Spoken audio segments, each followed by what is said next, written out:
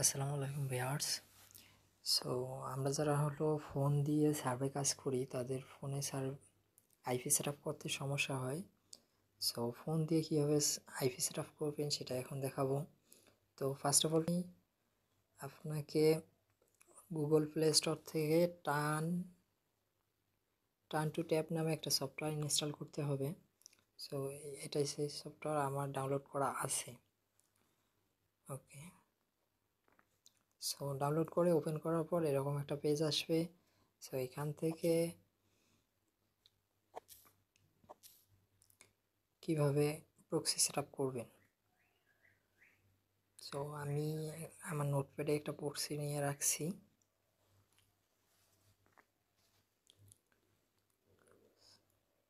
So আমাদের proxy হলো এটা একটা ফুল প্রক্সি।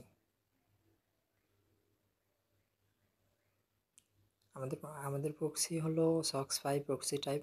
সো আমি নিচে এখানে বোঝার সুবিধার্থে ভেঙে ভেঙে রাখছি। সো উপরে এইটুকু অংশ হলো আইপি প্লাস পোর্ট সাধারণত 4টা থেকে 5টা হয়। সো আমাদের যেটা ওয়ার্কিং আইপি সেটার পোর্ট হলো 5টা। দেন হলো এতটুকু হলো ইউজার নেম, দেন এতটুকু হলো পাসওয়ার্ড। সো এখন আমি এই প্রক্সিটা আপনাদের সেট আপ করে দেখাবো। সো এখান থেকে কপি করে নিয়ে দেন হলো এখানে এই যে এখানে লেখাই আছে যেমন প্রক্সি টাইপ সক্স 5। দেন হলো এখানে উপরে অংশটায় বসবে হলো আইপি প্লাস হলো পোর্ট, মানে হোস্ট নেম অ্যান্ড পোর্ট। দেন হলো ইউজার নেম যদি আমি কপি করে নেই, দেন এখান থেকে এখানে আসার পর অ্যাথেন্টিকেশন সেটিংয়ে আসার পর এখানে অ্যালায়েবল অ্যাথেন্টিকেশন দেওয়া লাগবে। দেন হলো ইউজার নেমটা এখানে পেস্ট করে দিলাম, এরপর পাসওয়ার্ড কপি করে নিয়ে দেন হলো পাসওয়ার্ড বসাই দিলাম।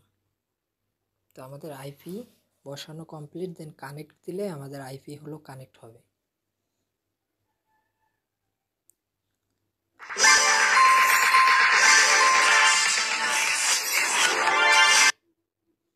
আমাদের আইপি কানেক্ট হয়ে গেছে, আমাদের প্রক্সি কানেক্ট হয়ে গেছে আমাদের ডিভাইসে।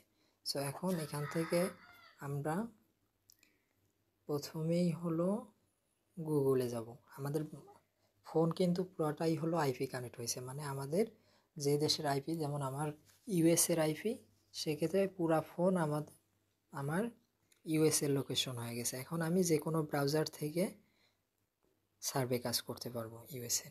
সো প্রথমে আইপি সেট আপ করার পর আমি এখন আইপিটা চেক দিব হলো আমার আইপিটা কতটুকু সিকিউর আছে। সো এটা চেক করার জন্য আমার হোয়াট.নেটে সার্চ দেওয়া লাগবে। আমার গুগলে আসার পর হোয়াট.নেট সার্চ দিতে হবে।